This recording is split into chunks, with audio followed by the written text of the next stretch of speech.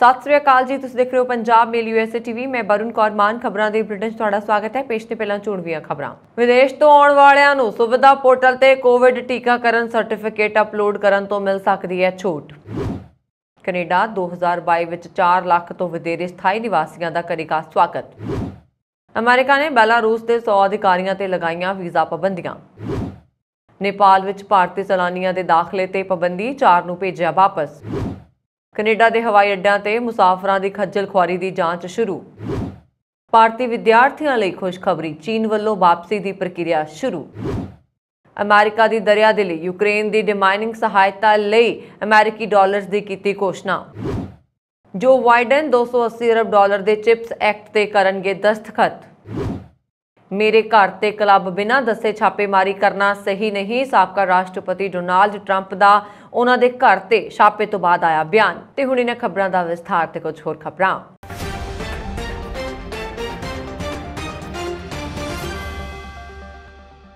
ਕੇਂਦਰ ਸਰਕਾਰ ਅਜਿਹੀ ਵਿਵਸਥਾ ਨੂੰ ਹਟਾਉਣ ਤੇ ਸਰਗਰਮੀ ਨਾਲ ਵਿਚਾਰ ਕਰ ਰਹੀ ਹੈ, ਜਿਸ ਨਾਲ ਅੰਤਰਰਾਸ਼ਟਰੀ ਯਾਤਰੀਆਂ ਨੂੰ ਭਾਰਤ ਆਉਣ ਤੋਂ ਪਹਿਲਾਂ ਏਅਰ ਸੁਵਿਧਾ ਪੋਰਟਲ ਤੇ ਆਪਣਾ ਕੋਵਿਡ ਟੀਕਾਕਰਨ ਸਰਟੀਫਿਕੇਟ ਜਾਂ negative RT-PCR test report upload ਕਰਨਾ ਜ਼ਰੂਰੀ ਹੈ।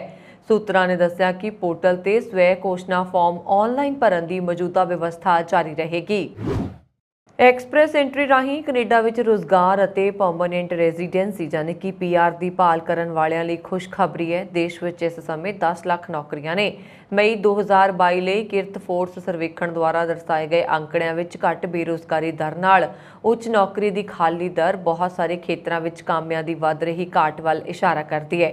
ਆਉਣ ਵਾਲੇ ਦਿਨਾਂ ਵਿੱਚ ਦੇਸ਼ ਨੂੰ ਹੋਰ ਪ੍ਰਵਾਸੀਆਂ ਨੂੰ ਸੱਦਾ ਦੇਣ ਲਈ ਮਜਬੂਰ ਕਰੇਗੀ। ਇਕੱਲੇ 2022 ਵਿੱਚ ਦੇਸ਼ 4,30,000 ਤੋਂ ਵੱਧ ਸਥਾਈ ਨਿਵਾਸੀਆਂ ਨੂੰ ਸੱਦਾ ਦੇਣ ਲਈ ਤਿਆਰ ਹੈ, ਜਦੋਂ ਕਿ 2024 ਵਿੱਚ ਇਸ ਦਾ ਟੀਚਾ 4,50,000 ਨੂੰ ਸੱਦਾ ਦੇਣ ਦਾ ਹੈ। ਰੁਜ਼ਗਾਰ, ਤਨਖਾਹ ਤੇ ਘੰਟੇ ਸਰਵੇਖਣ ਨੇ ਦਿਖਾਇਆ ਹੈ ਕਿ 26,000 ਨੌਕਰੀਆਂ ਹੁਣ ਤਨਖਾਹ ਤੇ ਨਹੀਂ ਹਨ ਅਤੇ ਓਨਟਾਰੀਓ ਅਤੇ ਮੈਨੀਟੋਬਾ ਵਿੱਚ ਸਭ ਤੋਂ ਵੱਡੀ ਕਮੀ ਦੇਖੀ ਗਈ ਹੈ। ਰਿਪੋਰਟ ਅਨੁਸਾਰ ਓਨਟਾਰੀਓ ਵਿੱਚ ਇਸ ਸਮੇਂ 30,000 ਨੌਕਰੀਆਂ ਨੇ, ਜਦੋਂ ਕਿ ਮੈਨੀਟੋਬਾ ਵਿੱਚ 2,500 ਖਾਲੀ ਨੇ। ਰਿਪੋਰਟ ਦੇ ਆਧਾਰ ਤੇ ਮਈ 2021 ਤੋਂ ਬਾਅਦ ਪਹਿਲੀ ਵਾਰ ਕੈਨੇਡਾ ਵਿੱਚ ਆਪਣੇ ਮੁਲਕ ਤੋਂ ਤਨਖਾਹ ਜਾਂ ਲਾਭ ਪ੍ਰਾਪਤ ਕਰਨ ਵਾਲੇ ਕਰਮਚਾਰੀਆਂ ਦੀ ਗਿਣਤੀ ਵਿੱਚ ਕਮੀ ਆਈ ਹੈ। ਇਸ ਦੌਰਾਨ ਜਿਨ੍ਹਾਂ ਖੇਤਰਾਂ ਵਿੱਚ ਰੁਜ਼ਗਾਰ ਵਿੱਚ ਵੱਡੀ ਕਮੀ ਆਈ ਹੈ ਉਹ ਸੇਵਾ ਉਤਪਾਦਕ ਖੇਤਰ ਨੇ, ਜਿਵੇਂ ਕਿ ਵਿਦਿਅਕ ਸੇਵਾਵਾਂ, ਸਿਹਤ ਸੰਭਾਲ ਅਤੇ ਸਮਾਜਿਕ ਸਹਾਇਤਾ। ਰਿਪੋਰਟ ਵਿੱਚ ਕਿਹਾ ਗਿਆ ਹੈ ਕਿ ਇਹਨਾਂ ਸੈਕਟਰਾਂ 'ਚ ਤਨਖਾਹਾਂ ਤੇ 17,000 ਤੋਂ ਵੱਧ ਨੌਕਰੀਆਂ ਦਾ ਨੁਕਸਾਨ ਹੋਇਆ। ਖੇਤਰ ਦੇ ਸਾਰੇ ਉਦਯੋਗਾਂ ਵਿੱਚ ਉਸਾਰੀ 'ਚ ਨੌਕਰੀਆਂ 'ਚ ਵੀ ਮਹੱਤਵਪੂਰਨ ਕਮੀ ਆਈ ਹੈ। ਮਈ ਵਿੱਚ 17,500 ਤੋਂ ਵੱਧ ਨੌਕਰੀਆਂ ਖਤਮ ਹੋਈਆਂ, ਜੋ ਜੁਲਾਈ 2021 ਤੋਂ ਬਾਅਦ ਪਹਿਲੀ ਗਿਰਾਵਟ ਹੈ। ਓਨਟਾਰੀਓ ਨੇ ਪ੍ਰਾਚੂਨ ਵਪਾਰ ਖੇਤਰ ਵਿੱਚ ਰੁਜ਼ਗਾਰ ਵਿੱਚ ਦੇਸ਼ ਦੀ ਸਭ ਤੋਂ ਵੱਡੀ ਕਮੀ ਦੀ ਰਿਪੋਰਟ ਕੀਤੀ ਹੈ। ਅਮਰੀਕੀ ਵਿਦੇਸ਼ ਮੰਤਰੀ ਐਂਟਨੀ ਬਲਿੰਕਨ ਨੇ ਮੰਗਲਵਾਰ ਨੂੰ ਇੱਕ ਬਿਆਨ ਵਿੱਚ ਕਿਹਾ, ਅੱਜ ਅਸੀਂ ਰਾਸ਼ਟਰਪਤੀ ਘੋਸ਼ਣਾ ਦੇ ਅਨੁਸਾਰ ਬੈਲਾਰੂਸ ਵਿੱਚ ਲੋਕਤੰਤਰੀ ਸੰਸਥਾਵਾਂ ਨੂੰ ਨਜ਼ਰਅੰਦਾਜ਼ ਕਰਨ, ਨੁਕਸਾਨ ਪਹੁੰਚਾਉਣ ਅਤੇ ਲੋਕਤੰਤਰ ਦੇ ਪ੍ਰਸਾਰ ਵਿੱਚ ਰੁਕਾਵਟ ਪਾਉਣ ਵਿੱਚ ਸ਼ਾਮਲ 100 ਅਧਿਕਾਰੀਆਂ ਅਤੇ ਉਹਨਾਂ ਦੇ ਸਹਿਯੋਗੀਆਂ ਤੇ ਵੀਜ਼ਾ ਪਾਬੰਦੀਆਂ ਲਗਾਉਣ ਲਈ ਕਦਮ ਚੁੱਕਣ ਦਾ ਐਲਾਨ ਕਰ ਰਹੇ ਹਾਂ। ਬਿਆਨ ਵਿੱਚ ਕਿਹਾ ਗਿਆ ਹੈ ਕਿ ਇਹਨਾਂ ਲੋਕਾਂ ਵਿੱਚ ਰਾਸ਼ਟਰਪਤੀ ਪ੍ਰਸ਼ਾਸਨ, ਗ੍ਰਹਿ ਮੰਤਰਾਲਾ, ਰਾਜ ਸੁਰੱਖਿਆ ਕਮੇਟੀ, ਕੇਂਦਰੀ ਚੋਣ ਕਮਿਸ਼ਨ, ਪ੍ਰੋਸੀਕਿਊਟਰ ਜਨਰਲ ਦਾ ਦਫ਼ਤਰ, ਜਾਂਚ ਕਮੇਟੀ ਦਾ ਕੇਂਦਰੀ ਦਫ਼ਤਰ, ਟਰਾਂਸਪੋਰਟ ਅਤੇ ਸੰਚਾਰ ਮੰਤਰਾਲਾ ਅਤੇ ਹੋਰ ਸ਼ਾਮਲ ਨੇ। ਨੇਪਾਲ ਨੇ ਜਾਂਚ ਵਿੱਚ ਕੋਵਿਡ-19 ਪੋਜ਼ਿਟਿਵ ਪਾਏ ਗਏ ਭਾਰਤੀ ਸੈਲਾਨੀਆਂ ਦੇ ਆਪਣੇ ਦੇਸ਼ ਵਿੱਚ ਦਾਖਲ ਤੇ ਪਾਬੰਦੀ ਲਗਾ ਦਿੱਤੀ ਹੈ। 4 ਭਾਰਤੀ ਸੈਲਾਨੀਆਂ ਨੂੰ ਘਾਤਕ ਕੋਵਿਡ-19 ਸੰਕਰਮਣ ਲਈ ਸਕਾਰਾਤਮਕ ਟੈਸਟ ਕਰਨ ਤੋਂ ਬਾਅਦ ਭਾਰਤ ਵਾਪਸ ਭੇਜ ਦਿੱਤਾ ਗਿਆ ਹੈ। ਹਿਮਾਲੀਅਨ ਦੇਸ਼ ਨੇ ਆਪਣੇ ਇੱਥੇ ਕੋਰੋਨਾ ਵਾਇਰਸ ਸੰਕਰਮਤਾਂ ਦੀ ਸੰਖਿਆ ਲਗਾਤਾਰ ਵਧਣ ਕਾਰਨ ਇਹ ਕਦਮ ਚੁੱਕਿਆ। ਭਾਰਤ ਦੇ 4 ਸੈਲਾਨੀ ਪੱਛਮੀ ਨੇਪਾਲ ਦੇ ਬੇਤਾਡੀ ਜ਼ਿਲ੍ਹੇ ਵਿੱਚ ਚੁਲਾਗਾੜ ਸਰਹੱਦੀ ਪੁਆਇੰਟ ਰਾਹੀਂ ਨੇਪਾਲ ਵਿੱਚ ਦਾਖਲ ਹੋਏ ਸਨ। ਬੇਤਾਡੇ ਵਿੱਚ ਸਿਹਤ ਦਫ਼ਤਰ ਦੇ ਸੂਚਨਾ ਅਧਿਕਾਰੀ ਵਿਪਨ ਲੇਖਕ ਨੇ ਦੱਸਿਆ ਕਿ 4 ਭਾਰਤੀ ਨਾਗਰਿਕ ਪੋਜ਼ਿਟਿਵ ਪਾਏ ਗਏ ਨੇ, ਜਿਸ ਦੇ ਬਾਅਦ ਉਹਨਾਂ ਨੂੰ ਦੇਸ਼ ਵਾਪਸ ਪਰਤਣ ਲਈ ਕਿਹਾ ਗਿਆ। ਲੇਖਕ ਨੇ ਕਿਹਾ, ਅਸੀਂ ਭਾਰਤੀਆਂ ਦੀ ਕੋਵਿਡ-19 ਜਾਂਚ ਨੂੰ ਤੇਜ਼ ਕਰ ਦਿੱਤਾ ਹੈ। ਉਹਨਾਂ ਨੇ ਕਿਹਾ ਕਿ ਭਾਰਤ ਤੋਂ ਆਏ ਕਈ ਨੇਪਾਲੀ ਨਾਗਰਿਕ ਕੋਵਿਡ-19 ਪੋਜ਼ਿਟਿਵ ਪਾਏ ਗਏ ਨੇ। ਉਹਨਾਂ ਨੇ ਕਿਹਾ ਕਿ ਉਹਨਾਂ ਭਾਰਤੀ ਸੈਲਾਨੀਆਂ ਨੂੰ ਦੇਸ਼ ਵਿੱਚ ਦਾਖਲ ਹੋਣ ਤੋਂ ਰੋਕ ਦਿੱਤਾ ਗਿਆ ਜੋ ਕੋਰੋਨਾ ਵਾਇਰਸ ਨਾਲ ਪੀੜਤ ਨੇ। ਬੇਤਾਡੀ ਜ਼ਿਲ੍ਹੇ ਵਿੱਚ ਕੋਰੋਨਾ ਵਾਇਰਸ ਦਾ ਖਤਰਾ ਬਹੁਤ ਜ਼ਿਆਦਾ ਹੈ ਕਿਉਂਕਿ ਇਸ ਦੀਆਂ ਸਰਹੱਦਾਂ ਭਾਰਤ ਨਾਲ ਲੱਗਦੀਆਂ ਨੇ। ਪੀਅਰਸਨ ਇੰਟਰਨੈਸ਼ਨਲ 에ਅਰਪੋਰਟ ਸਣੇ ਕੈਨੇਡਾ ਦੇ ਸਾਰੇ ਹਵਾਈ ਅੱਡਿਆਂ ਤੇ ਯਾਤਰੀਆਂ ਨੂੰ ਪਿਛਲੇ 4 ਮਹੀਨਿਆਂ ਤੋਂ ਖੱਜਲ ਖੁਆਰੀ ਦਾ ਸਾਹਮਣਾ ਕਰਨਾ ਪੈ ਰਿਹਾ। ਫੈਡਰਲ ਸਰਕਾਰ ਵੱਲੋਂ ਹੁਣ house of Commons transport committee ਇਸ ਮਾਮਲੇ ਦੀ ਜਾਂਚ ਕਰੇਗੀ, ਜਿਸ ਨੇ ਜਵਾਬਦੇਹੀ ਲਈ ਟਰਾਂਸਪੋਰਟ ਮੰਤਰੀ ਨੂੰ ਵੀ ਤਲਬ ਕਰ ਲਿਆ। ਫੈਡਰਲ ਸਰਕਾਰ ਨੇ ਦੱਸਿਆ ਕਿ house of Commons transport committee ਨੇ ਸਰਬਸੰਮਤੀ ਨਾਲ ਵੋਟ ਪਾਉਂਦਿਆਂ ਇਸ ਗੱਲ ਤੇ ਸਹਿਮਤੀ ਜਤਾਈ ਕਿ ਯਾਤਰੀਆਂ ਨੂੰ ਆ ਰਹੀਆਂ ਸਮੱਸਿਆਵਾਂ ਦੀ ਜਾਂਚ ਕੀਤੀ ਜਾਏ। ਇਨ੍ਹਾਂ ਵਿੱਚ ਫਲਾਈਟ ਡਿਲੇ ਜਾਂ ਕੈਂਸਲ, ਬੈਗ ਗੁੰਮ ਹੋਣ ਅਤੇ ਯਾਤਰੀਆਂ ਦੀਆਂ ਲੰਬੀਆਂ ਲਾਈਨਸ ਲੱਗਣ ਜਿਹੇ ਮੁੱਦੇ ਸ਼ਾਮਲ ਨੇ। ਇਨ੍ਹਾਂ ਮੁੱਦਿਆਂ ਕਾਰਨ ਕੈਨੇਡਾ ਦੇ ਹਵਾਈ ਅੱਡਿਆਂ ਤੇ ਲੱਖਾਂ ਯਾਤਰੀਆਂ ਨੂੰ ਪਰੇਸ਼ਾਨੀ ਦਾ ਸਾਹਮਣਾ ਕਰਨਾ ਪਿਆ। ਉਮੀਦ ਜਤਾਈ ਜਾ ਰਹੀ ਹੈ ਕਿ ਕਮੇਟੀ ਇਸ ਹਫ਼ਤੇ ਦੇ ਅੰਤ ਤੱਕ ਪਹਿਲੀ ਸੁਣਵਾਈ ਕਰੇਗੀ। ਇਸ ਦੌਰਾਨ ਫੈਡਰਲ ਟਰਾਂਸਪੋਰਟ ਮੰਤਰੀ ਤੇ ਮਿਸੀਸਾਗਾ ਸੈਂਟਰਲ ਤੋਂ MP ਉਮਰ ਅਲਗਬਰਾ ਵੀ ਕਮੇਟੀ ਸਾਹਮਣੇ ਪੇਸ਼ ਹੋਣਗੇ, ਜਿਨ੍ਹਾਂ ਕੋਲ ਹਵਾਈ ਅੱਡਿਆਂ ਦੀ ਸਮੱਸਿਆ ਬਾਰੇ ਜਵਾਬ ਮੰਗਿਆ ਜਾਏਗਾ। ਚੀਨ ਨੇ ਮੰਗਲਵਾਰ ਨੂੰ ਕਿਹਾ ਕਿ ਉਸਨੇ ਕੋਵਿਡ-19 ਵੀਜ਼ਾ ਪਾਬੰਦੀਆਂ ਕਾਰਨ ਫਸੇ ਭਾਰਤੀ ਵਿਦਿਆਰਥੀਆਂ ਦੀ ਵਾਪਸੀ ਲਈ ਪ੍ਰਕਿਰਿਆ ਸ਼ੁਰੂ ਕਰ ਦਿੱਤੀ ਹੈ ਅਤੇ ਪਹਿਲਾ ਬੈਚ ਜਲਦੀ ਆ ਸਕਦਾ ਹੈ, ਜਿਸ ਨਾਲ ਹਜ਼ਾਰਾਂ ਵਿਦਿਆਰਥੀਆਂ ਦੀਆਂ ਇਸ ਦੇਸ਼ ਵਿੱਚ ਆਪਣੇ ਕਾਲਜਾਂ ਵਿੱਚ ਦੁਬਾਰਾ ਸ਼ਾਮਲ ਹੋਣ ਲਈ ਉਮੀਦਾਂ ਵਧੀਆਂ ਨੇ। ਚੀਨੀ ਵਿਦੇਸ਼ ਮੰਤਰਾਲੇ ਦੇ ਬੁਲਾਰੇ ਵਾਂਗ ਬਿਨਵਿਨ ਨੇ ਨਵਾਂ ਵੀਜ਼ਾ ਖੋਲ੍ਹਣ ਬਾਰੇ ਕੁਝ ਚੀਨੀ ਡਿਪਲੋਮੈਟਾਂ ਦੁਆਰਾ ਸੋਸ਼ਲ ਮੀਡੀਆ ਪੋਸਟਾਂ ਬਾਰੇ ਪੁੱਛੇ ਜਾਣ ਤੇ ਇੱਥੇ ਮੀਡੀਆ ਬਰੀਫਿੰਗ ਦੌਰਾਨ ਦੱਸਿਆ ਕਿ ਅਸੀਂ ਵਿਦੇਸ਼ੀ ਵਿਦਿਆਰਥੀਆਂ ਦੀ ਚੀਨੀ ਵਾਪਸੀ ਲਈ ਡੂੰਘਾਈ ਨਾਲ ਕੰਮ ਕਰ ਰਹੇ ਹਾਂ ਅਤੇ ਭਾਰਤੀ ਵਿਦਿਆਰਥੀਆਂ ਦੀ ਵਾਪਸੀ ਲਈ ਵੀ ਇਹ ਪ੍ਰਕਿਰਿਆ ਸ਼ੁਰੂ ਹੋ ਗਈ ਹੈ। ਵੈਂਗ ਨੇ ਕਿਹਾ ਕਿ ਸਾਨੂੰ ਵਿਸ਼ਵਾਸ ਹੈ ਕਿ ਅਸੀਂ ਬਹੁਤ ਜਲਦੀ ਭਾਰਤੀ ਵਿਦਿਆਰਥੀਆਂ ਦੇ ਪਹਿਲੇ ਬੈਚ ਦੀ ਵਾਪਸੀ ਨੂੰ ਦੇਖਾਂਗੇ ਅਤੇ ਅਸੀਂ ਕੋਵਿਡ ਵਿਰੁੱਧ ਸੁਰੱਖਿਆ ਨੂੰ ਯਕੀਨੀ ਬਣਾਉਂਦੇ ਹੋਏ ਸੰਬੰਧਿਤ ਕੰਮ ਨਾਲ ਇਸ ਨੂੰ ਜਾਰੀ ਰੱਖਾਂਗੇ। ਇਹ ਪੁੱਛੇ ਜਾਣ ਤੇ ਕਿ ਇੱਥੇ ਭਾਰਤੀ ਦੂਤਘਰ ਵੱਲੋਂ ਵਾਪਸ ਪਰਤਣ ਦੇ ਚਾਹਵਾਨ ਭਾਰਤੀ ਵਿਦਿਆਰਥੀਆਂ ਬਾਰੇ ਦਿੱਤੀ ਗਈ ਸੂਚੀ ਦੀ ਪ੍ਰਕਿਰਿਆ ਕਿਸ ਪੜਾਅ ਤੇ ਹੈ, ਉਹਨਾਂ ਨੇ ਕਿਹਾ ਕਿ ਸੰਬੰਧਿਤ ਜਾਣਕਾਰੀ ਜਲਦੀ ਹੀ ਜਾਰੀ ਕਰ ਦਿੱਤੀ ਜਾਏਗੀ। ਚੀਨ ਇਸ ਸਮੇਂ ਉਹਨਾਂ ਸੈਂਕੜੇ ਭਾਰਤੀ ਵਿਦਿਆਰਥੀਆਂ ਦੀ ਸੂਚੀ ਤੇ ਕਾਰਵਾਈ ਕਰ ਰਿਹਾ ਜੋ ਆਪਣੇ ਕਾਲਜਾਂ ਵਿੱਚ ਮੁੜ ਦਾਖਲਾ ਲੈਣ ਲਈ ਦੇਸ਼ ਪਰਤਣਾ ਚਾਹੁੰਦੇ ਨੇ। 23,000 ਤੋਂ ਵੱਧ ਭਾਰਤੀ ਵਿਦਿਆਰਥੀ ਜ਼ਿਆਦਾਤਰ ਮੈਡੀਸਨ ਦੀ ਪੜ੍ਹਾਈ ਕਰ ਰਹੇ ਨੇ, ਕਥਿਤ ਤੌਰ ਤੇ ਕੋਵਿਡ ਵੀਜ਼ਾ ਪਾਬੰਦੀਆਂ ਕਾਰਨ ਘਰ ਵਾਪਸ ਫਸੇ ਹੋਏ ਨੇ। ਚੀਨ ਵੱਲੋਂ ਆਪਣੀ ਪੜ੍ਹਾਈ ਲਈ ਤੁਰੰਤ ਵਾਪਸ ਆਉਣ ਦੇ ਚਾਹਵਾਨਾਂ ਦੇ ਨਾਮ ਮੰਗੇ ਜਾਣ ਤੋਂ ਬਾਅਦ ਭਾਰਤ ਨੇ ਕਈ 100 ਵਿਦਿਆਰਥੀਆਂ ਦੀ ਸੂਚੀ ਸੌਂਪੀ ਹੈ। ਹਾਲ ਹੀ ਦੇ ਹਫ਼ਤਿਆਂ ਵਿੱਚ ਸ੍ਰੀਲੰਕਾ, ਪਾਕਿਸਤਾਨ, ਰੂਸ ਅਤੇ ਕਈ ਹੋਰ ਦੇਸ਼ਾਂ ਦੇ ਕੁਝ ਵਿਦਿਆਰਥੀ ਚਾਰਟਰਡ ਉਡਾਣਾਂ ਜ਼ਰੀਏ ਪਹੁੰਚੇ। ਚੀਨ ਵੱਖ-ਵੱਖ ਦੇਸ਼ਾਂ ਤੋਂ ਉਡਾਣ ਦੀ ਆਗਿਆ ਵੀ ਦੇ ਰਿਹਾ, ਪਰ ਅਜੇ ਤੱਕ ਦੋਵਾਂ ਦੇਸ਼ਾਂ ਵਿਚਾਲੇ ਉਡਾਣ ਨੂੰ ਖੋਲ੍ਹਣ ਤੇ ਕੰਮ ਨਹੀਂ ਕੀਤਾ ਗਿਆ। ਭਾਰਤ ਅਤੇ ਚੀਨ ਵਿਚਾਲੇ ਉਡਾਣਾਂ 2 ਸਾਲ ਪਹਿਲਾਂ ਕਰੋਨਾ ਵਾਇਰਸ ਦੇ ਸਿਖਰ ਤੇ ਪਹੁੰਚਣ ਤੋਂ ਬਾਅਦ ਮੁਅੱਤਲ ਨੇ। ਅਧਿਕਾਰੀਆਂ ਦਾ ਕਹਿਣਾ ਹੈ ਕਿ ਦੋਵੇਂ ਦੇਸ਼ ਸੀਮਤ ਉਡਾਣਾਂ ਨੂੰ ਬਹਾਲ ਕਰਨ ਲਈ ਗੱਲਬਾਤ ਕਰ ਰਹੇ ਨੇ। ਸੰਯੁਕਤ ਰਾਜ ਅਮਰੀਕਾ ਨੇ ਮੰਗਲਵਾਰ ਨੂੰ ਯੂਕਰੇਨ ਦੀ ਸਰਕਾਰ ਨੂੰ ਜ਼ਰੂਰੀ ਮਾਨਵਤਾਵਾਦੀ ਚੁਣੌਤੀਆਂ ਨਾਲ ਨਜਿੱਠਣ ਲਈ ਵਿੱਤੀ ਸਾਲ 2022 ਲਈ 99 ਮਿਲੀਅਨ ਅਮਰੀਕੀ ਡਾਲਰ ਦੀ ਫੰਡਿੰਗ ਪ੍ਰਦਾਨ ਕਰਨ ਦਾ ਐਲਾਨ ਕੀਤਾ। ਵਿਦੇਸ਼ ਵਿਭਾਗ ਦੁਆਰਾ ਜਾਰੀ ਬਿਆਨ ਵਿੱਚ ਇਹ ਜਾਣਕਾਰੀ ਦਿੱਤੀ ਗਈ ਹੈ। US ਫੰਡਿੰਗ ਲਗਭਗ 100 ਡਿਮਾਈਨਿੰਗ ਟੀਮਾਂ ਨੂੰ ਤਾਇਨਾਤ ਕਰੇਗੀ ਅਤੇ ਯੂਕਰੇਨ ਦੀ ਸਰਕਾਰ ਦੀ ਡਿਮਾਈਨਿੰਗ ਅਤੇ ਵਿਸਫੋਟਕ ਆਰਡੀਨੈਂਸ ਨਿਪਟਾਰੇ ਸਮਰੱਥਾ ਨੂੰ ਮਜ਼ਬੂਤ ਕਰਨ ਲਈ ਇੱਕ ਵੱਡੇ ਪੈਮਾਨੇ ਤੇ ਰੇਲ ਅਤੇ ਲੈਸ ਪ੍ਰੋਜੈਕਟ ਦਾ ਸਮਰਥਨ ਕਰੇਗੀ। ਬਿਆਨ ਵਿੱਚ ਕਿਹਾ ਗਿਆ ਕਿ ਯੂਕਰੇਨ ਤੇ ਰੂਸ ਦੇ ਗੈਰ ਕਾਨੂੰਨੀ ਅਤੇ ਬਿਨਾਂ ਭੜਕਾਹਟ ਦੇ ਹਮਲੇ ਨੇ ਦੇਸ਼ ਦੇ ਵੱਡੇ ਹਿੱਸੇ ਨੂੰ ਬਾਰੂਦੀ ਸੁਰੰਗਾਂ, ਅਣ ਵਿਸਫੋਟ ਹਥਿਆਰਾਂ ਅਤੇ ਸੁਧਾਰੇ ਹੋਏ ਵਿਸਫੋਟਕ ਯੰਤਰਾਂ ਨਾਲ ਭਰ ਦਿੱਤਾ ਹੈ। ਬਿਆਨ ਵਿੱਚ ਅੱਗੇ ਕਿਹਾ ਗਿਆ ਕਿ ਰੂਸ ਦੁਆਰਾ ਯੂਕਰੇਨ ਵਿੱਚ ਜਿਸ ਤਰੀਕੇ ਨਾਲ ਵਿਸਫੋਟਕ ਉਪਕਰਨਾਂ ਦੀ ਵਰਤੋਂ ਕੀਤੀ ਜਾਂਦੀ ਹੈ, ਉਹ ਪਹਿਲਾਂ ਕੇਵਲ ਸੀਰੀਆ ਵਿੱਚ ISIS ਨਾਲ ਜੁੜੀ ਹੋਈ ਸੀ। ਇਹ ਵਿਸਫੋਟਕ ਖਤਰੇ ਉਪਜਾਊ ਖੇਤਾਂ ਤੱਕ ਪਹੁੰਚ ਨੂੰ ਰੋਕਦੇ ਨੇ, ਪੁਨਰ ਨਿਰਮਾਣ ਦੇ ਯਤਨਾਂ ਵਿੱਚ ਦੇਰੀ ਕਰਦੇ ਨੇ, ਵਿਸਥਾਪਿਤ ਭਾਈਚਾਰਿਆਂ ਨੂੰ ਉਹਨਾਂ ਦੇ ਘਰਾਂ ਨੂੰ ਵਾਪਸ ਜਾਣ ਤੋਂ ਰੋਕਦੇ ਨੇ ਅਤੇ ਬੇਕਸੂਰ ਯੂਕਰੇਨੀ ਨਾਗਰਿਕਾਂ ਨੂੰ ਮਾਰਨਾ ਅਤੇ ਅਪੰਗ ਕਰਨਾ ਜਾਰੀ ਰੱਖਦੇ ਨੇ। ਬਿਆਨ ਵਿੱਚ ਇਹ ਵੀ ਕਿਹਾ ਗਿਆ ਕਿ ਯੂਕਰੇਨ ਦੀ ਸਰਕਾਰ ਦਾ ਅੰਦਾਜ਼ਾ ਹੈ ਕਿ ਇਸ ਦੀ 1,60,000 ਵਰਗ ਕਿਲੋਮੀਟਰ ਜ਼ਮੀਨ ਦੂਸ਼ਿਤ ਹੋ ਚੁੱਕੀ ਹੈ। ਇਹ ਲਗਭਗ ਵਰਜੀਨੀਆ, ਮੈਰੀਲੈਂਡ ਅਤੇ ਕਨੈਕਟਿਕਟ ਦਾ ਆਕਾਰ ਹੈ। ਅਮਰੀਕੀ ਰਾਸ਼ਟਰਪਤੀ ਜੋ ਬਾਈਡਨ 280 ਅਰਬ ਡਾਲਰ ਦੇ 2-ਪੱਖੀ ਬਿੱਲ ਤੇ ਦਸਤਖਤ ਕਰਨ ਦੀ ਤਿਆਰੀ ਕਰ ਰਹੇ ਨੇ। ਬਿੱਲ ਦਾ ਉਦੇਸ਼ ਅਮਰੀਕਾ ਵਿੱਚ ਉੱਚ ਤਕਨੀਕੀ ਨਿਰਮਾਣ ਨੂੰ ਉਤਸ਼ਾਹਿਤ ਕਰਨਾ, ਜਿਸ ਨਾਲ ਦੇਸ਼ ਨੂੰ ਚੀਨ ਨਾਲ ਮੁਕਾਬਲੇਬਾਜ਼ੀ ਵਿੱਚ ਸਹਾਇਤਾ ਮਿਲੇਗੀ। 2-ਪੱਖੀ ਬਿੱਲ ਦਾ ਮਤਲਬ ਹੈ ਕਿ ਇਸ ਨੂੰ ਦੋਵੇਂ ਪ੍ਰਮੁੱਖ ਸਿਆਸੀ ਪਾਰਟੀਆਂ ਦਾ ਸਮਰਥਨ ਹਾਸਿਲ ਹੈ। ਇਸ ਬਿੱਲ ਨੂੰ ਚਿਪਸ ਬਿੱਲ ਦਾ ਨਾਮ ਦਿੱਤਾ ਗਿਆ ਹੈ। ਵਾਈਟ ਹਾਊਸ ਨੇ ਮੰਗਲਵਾਰ ਨੂੰ ਕਿਹਾ ਕਿ ਰੋਜ਼ ਗਾਰਡਨ ਸਮਾਰੋਹ ਵਿੱਚ ਸੰਸਦ ਮੈਂਬਰ, ਸੰਘੀ ਅਧਿਕਾਰੀ, ਸਥਾਨਕ ਰਾਜਨੇਤਾ ਅਤੇ ਕਾਰੋਬਾਰੀ ਨੇਤਾ ਸ਼ਾਮਲ ਹੋਣਗੇ। ਇਸ ਦੌਰਾਨ ਬਾਈਡਨ ਨਵਾਂ ਕਾਨੂੰਨ ਜਾਰੀ ਕਰਨਗੇ। ਨਵਾਂ ਕਾਨੂੰਨ ਸਥਾਨਕ ਪੱਧਰ ਤੇ ਸੈਮੀਕੰਡਕਟਰ ਉਦਯੋਗ ਵਿੱਚ ਨਿਵੇਸ਼ ਨੂੰ ਉਤਸ਼ਾਹਿਤ ਕਰੇਗਾ। ਇਸ ਨਾਲ ਇਸ ਮਹੱਤਵਪੂਰਨ ਸਮੱਗਰੀ ਲਈ ਦਰਾਮਦ ਤੇ ਅਮਰੀਕਾ ਦੀ ਨਿਰਭਰਤਾ ਘਟੇਗੀ। ਜੋ ਬਾਈਡਨ ਨੇ ਸ਼ੁੱਕਰਵਾਰ ਨੂੰ ਕਿਹਾ, ਅਸੀਂ ਇਸ ਲਈ ਅਮਰੀਕਾ ਵਿੱਚ ਨਿਵੇਸ਼ ਕਰਨ ਜਾ ਰਹੇ ਹਾਂ, ਅਸੀਂ ਇਸ ਨੂੰ ਅਮਰੀਕਾ ਵਿੱਚ ਬਣਾਉਣ ਜਾ ਰਹੇ ਹਾਂ, ਅਸੀਂ ਅਮਰੀਕਾ ਵਿੱਚ 21ਵੀਂ ਸਦੀ ਦੀ ਆਰਥਿਕ ਮੁਕਾਬਲੇਬਾਜ਼ੀ ਜਿੱਤਣ ਜਾ ਰਹੇ ਹਾਂ। FBI ਨੇ ਮੁਲਕ ਦੇ ਸਾਬਕਾ ਰਾਸ਼ਟਰਪਤੀ ਡੋਨਾਲਡ ਟਰੰਪ ਦੇ ਫਲੋਰੀਡਾ ਵਿੱਚ ਸਥਿਤ ਨਿੱਜੀ ਕਲੱਬ ਤੇ ਰਿਹਾਇਸ਼ ਤੇ ਛਾਪਾ ਮਾਰਿਆ ਸੀ। ਇਸ ਦੌਰਾਨ FBI ਨੇ ਰਾਸ਼ਟਰਪਤੀ ਦਫ਼ਤਰ ਨਾਲ ਜੁੜੇ ਦਸਤਾਵੇਜ਼ਾਂ ਦੇ ਰੱਖ ਰਖਾਅ ਨਾਲ ਸੰਬੰਧਿਤ ਜਾਂਚ ਤਹਿਤ ਇੱਕ ਤਿਜੋਰੀ ਵੀ ਤੋੜ ਦਿੱਤੀ ਹੈ, ਜਿਸ ਤੇ ਸ੍ਰੀ ਟਰੰਪ ਭੜਕ ਗਏ। ਉਹਨਾਂ ਨੇ ਇਸ ਕਾਰਵਾਈ ਨੂੰ ਉਹਨਾਂ ਵੱਲੋਂ ਸਾਲ 2024 ਵਿੱਚ ਵਾਈਟ ਹਾਊਸ ਪੁੱਜਣ ਦੇ ਯਤਨਾਂ 'ਚ ਅੜਿੱਕਾ ਲਾਉਣ ਦਾ ਯਤਨ ਤਾਂ ਕਰਾਰ ਕਰ ਦਿੱਤਾ ਸੀ। ਉਹਨਾਂ ਨੇ ਨਾਲ ਇਹ ਵੀ ਕਿਹਾ ਕਿ ਇਹ ਸਾਡੇ ਮੁਲਕ ਲਈ ਮਾੜਾ ਸਮਾਂ ਹੈ, ਕਿਉਂਕਿ ਫਲੋਰੀਡਾ ਦੇ ਪਾਮ ਬੀਚ ਵਿੱਚ ਮਾਰੇ-ਲਾਗੋ ਦੇ ਉਹਨਾਂ ਦੇ ਖੂਬਸੂਰਤ ਘਰ ਤੇ FBI ਏਜੰਟਾਂ ਦੇ ਇੱਕ ਵੱਡੇ ਗਰੁੱਪ ਨੇ ਘੇਰਾਬੰਦੀ ਕਰਕੇ ਛਾਪਾ ਮਾਰਿਆ ਤੇ ਇਸ ਨੂੰ ਕਬਜ਼ੇ ਵਿੱਚ ਲਿਆ।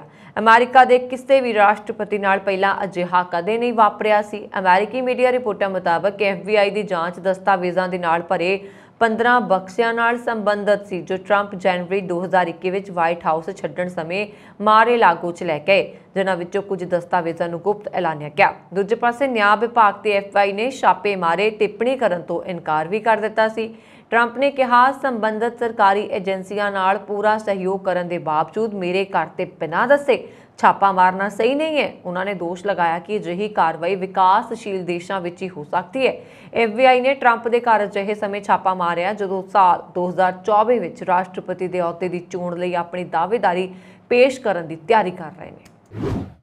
ਵਿਸਕਾਂਸਨ ਦੇ ਗੁਰਦੁਆਰਾ ਸਾਹਿਬ ਤੇ 2012 ਵਿੱਚ ਹੋਏ ਹਮਲੇ ਦੀ 10ਵੀਂ ਵਰਸੀ ਮੌਕੇ ਪਿਛਲੇ ਹਫ਼ਤੇ ਕੱਢੇ ਗਏ ਮੋਮਬੱਤੀ ਮਾਰਚ ਵਿੱਚ ਅਮਰੀਕਾ ਦੇ ਇੱਕ ਸੀਨੀਅਰ ਅਧਿਕਾਰੀ ਨੇ ਵੀ ਹਿੱਸਾ ਲਿਆ। ਅਮਰੀਕਾ ਦੇ ਵਿਦੇਸ਼ ਵਿਭਾਗ ਨੇ ਸੋਮਵਾਰ ਨੂੰ ਇਹ ਜਾਣਕਾਰੀ ਦਿੱਤੀ। ਜ਼ਿਕਰਯੋਗ ਹੈ ਕਿ 5 ਅਗਸਤ 2012 ਨੂੰ ਇੱਕ ਗੋਰੇ ਨੇ ਵਿਸਕਾਂਸਨ ਦੇ ਓਕ ਕ੍ਰੀਕ ਗੁਰਦੁਆਰਾ ਸਾਹਿਬ ਦੇ ਅੰਦਰ ਗੋਲੀਆਂ ਚਲਾ ਕੇ 6 ਵਿਅਕਤੀਆਂ ਨੂੰ ਮਾਰ ਦਿੱਤਾ ਸੀ। ਇੱਕ ਹੋਰ ਵਿਅਕਤੀ ਨੂੰ ਗੋਲੀਆਂ ਲੱਗਣ ਕਾਰਨ ਅਧਰੰਗ ਹੋ ਗਿਆ ਸੀ ਅਤੇ ਉਸ ਦੀ 2020 ਵਿੱਚ ਮੌਤ ਹੋ ਗਈ ਸੀ। ਅਮਰੀਕੀ ਪ੍ਰਤੀਨਿਧ ਸਦਨ ਦੇ ਸਪੀਕਰ ਨੈਂਸੀ ਪੈਲੋਸੀ ਦੇ ਤਾਇਵਾਨ ਦੌਰੇ ਤੋਂ ਬਾਅਦ ਚੀਨ ਉੱਥੇ ਜੋ ਕਰ ਰਿਹਾ ਉਸ ਤੋਂ ਪੂਰੀ ਦੁਨੀਆ ਨਾਰਾਜ਼ ਹੈ। ਚੀਨ 4 ਅਗਸਤ ਤੋਂ ਤਾਇਵਾਨ ਦੇ ਆਲੇ-ਦੁਆਲੇ ਲਾਈਵ ਫਾਇਰ ਡਰਿਲ ਕਰ ਰਿਹਾ ਹੈ। ਚੀਨੀ ਰਣਨੀਤਿਕ ਮਾਹਿਰ ਪਹਿਲਾਂ ਹੀ ਸਪਸ਼ਟ ਕਰ ਚੁੱਕੇ ਨੇ ਕਿ ਨੈਂਸੀ ਦੇ ਦੌਰੇ ਤੋਂ ਬਾਅਦ ਚੀਨ ਤਾਇਵਾਨ ਨੂੰ ਆਪਣੇ ਨਾਲ ਜੋੜਨ ਦੀਆਂ ਕੋਸ਼ਿਸ਼ਾਂ ਤੇਜ਼ ਕਰੇਗਾ। ਭਾਵੇਂ ਚੀਨ ਨੈਂਸੀ ਦੀ ਫੇਰੀ ਦਾ ਕਾਰਨ ਹਮਲਾਵਰ ਦੱਸ ਰਿਹਾ, ਪਰ ਇਸ ਬਹਾਨੇ ਚੀਨ ਦਾ ਅਮਰੀਕਾ ਪ੍ਰਤੀ ਹਮਲਾਵਰ ਰੁਖ ਸਭ ਦੇ ਸਾਹਮਣੇ ਆ ਗਿਆ।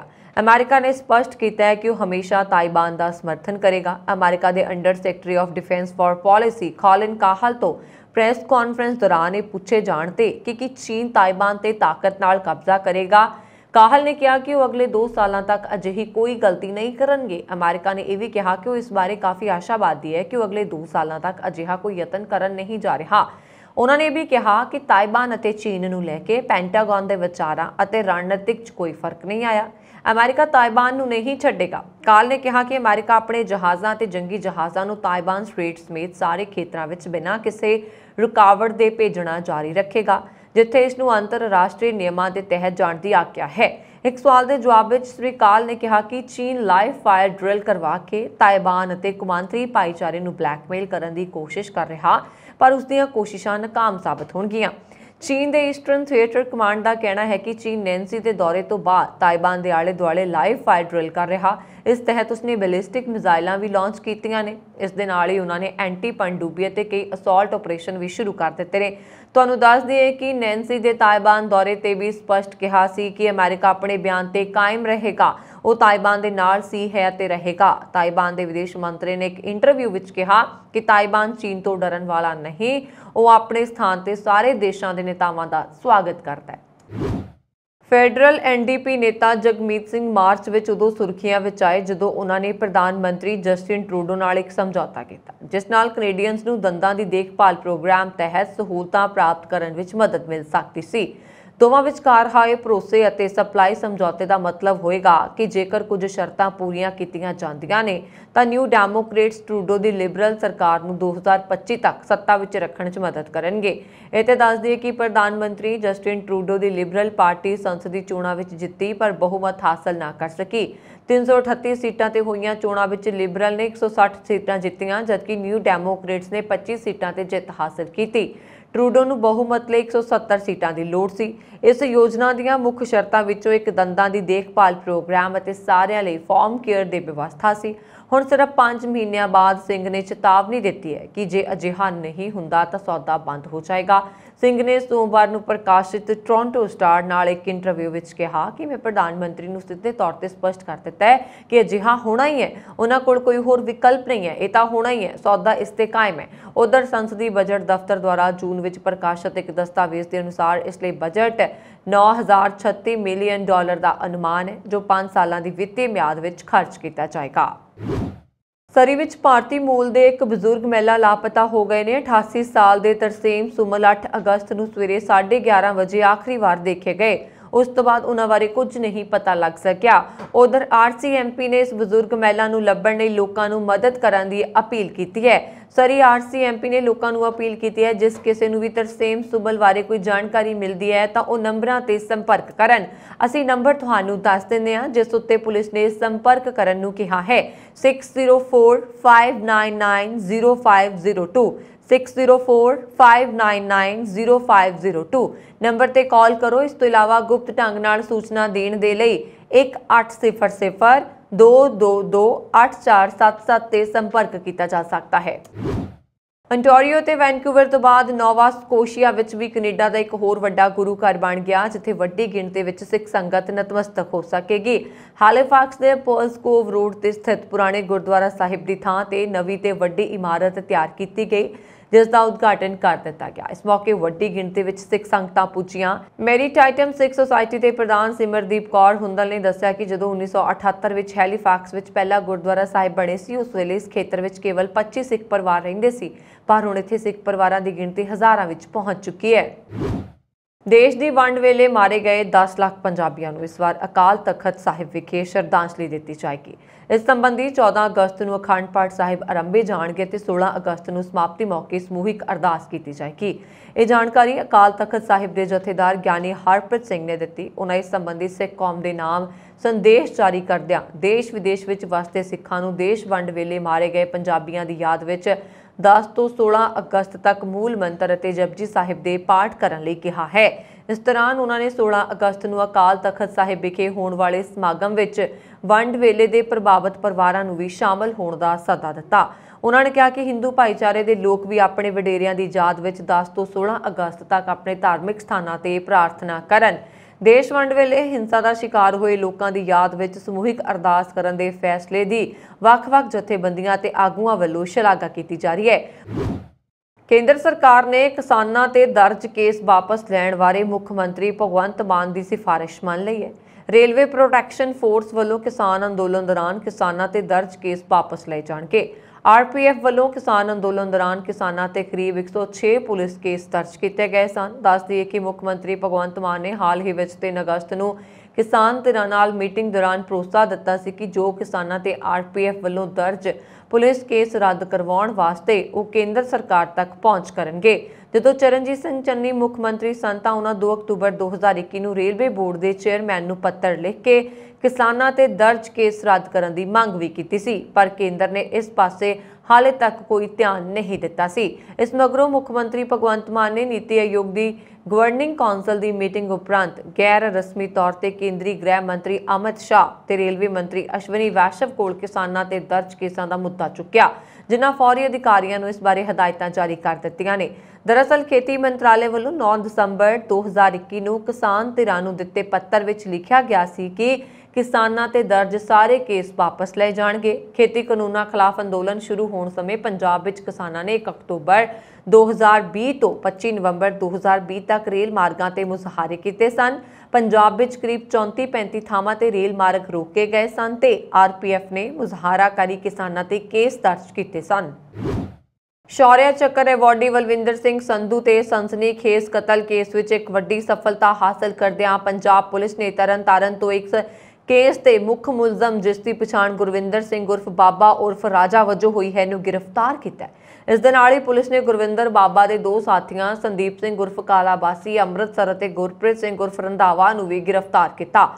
ਪੁਲਿਸ ਨੇ ਇਹਨਾਂ ਦੇ ਕਬਜ਼ੇ ਵਿੱਚੋਂ ਹੈਂਡ ਗ੍ਰਨੇਡ, ਇੱਕ RDX IED ਮੈਗਜ਼ੀਨ ਅਤੇ 13 ਜਿੰਦਾ ਕਾਰਤੂਸ ਸਮੇਤ 2 30 ਬੋਰ ਪਿਸਤੌਲ, 635 ਗ੍ਰਾਮ ਹੈਰੋਇਨ, 100 ਗ੍ਰਾਮ ਅਫੀਮ ਆਦਿ ਚੀਜ਼ਾਂ ਨੂੰ ਜ਼ਬਤ ਕੀਤਾ ਹੈ। ਇਹ ਸਫਲਤਾ ਪੰਜਾਬ ਨੂੰ ਨਸ਼ਾ ਮੁਕਤ ਅਤੇ ਅਪਰਾਧ ਮੁਕਤ ਸੂਬਾ ਬਣਾਉਣ ਲਈ ਪੰਜਾਬ ਦੇ ਮੁੱਖ ਮੰਤਰੀ ਭਗਵੰਤ ਮਾਨ ਦੇ ਦਿਸ਼ਾ ਨਿਰਦੇਸ਼ਾਂ ਤੇ ਪੰਜਾਬ ਪੁਲਿਸ ਵੱਲੋਂ ਨਸ਼ਿਆਂ ਅਤੇ ਗੈਂਗਸਟਰਸ ਵਿਰੁੱਧ ਛੇੜੀ ਜੰਗ ਦੌਰਾਨ ਸਾਹਮਣੇ ਆਈ ਹੈ।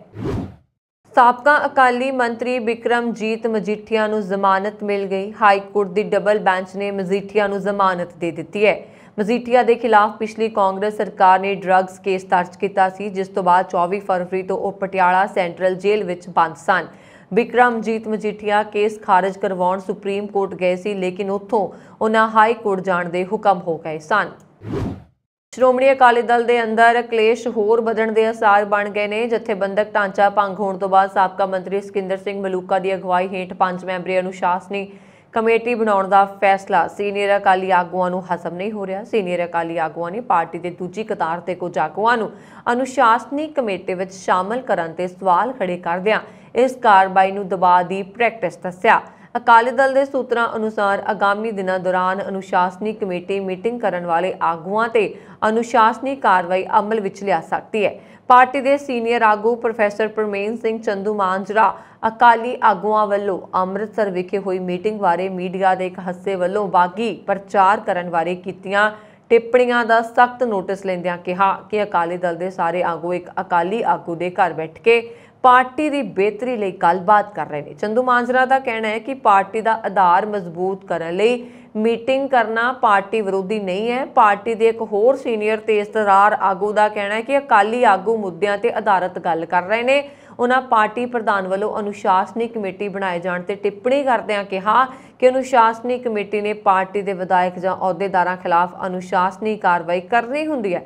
ਹੁਣ ਜਦ ਅਕਾਲੀ ਦਲ ਦੇ ਜਥੇਬੰਦਕ ਢਾਂਚੇ 'ਚ ਭੰਗ ਹੋ ਗਏ ਨੇ ਅਤੇ ਇਸ ਕਮੇਟੀ ਦਾ ਕੋਈ ਅਸਰ ਨਹੀਂ ਹੈ।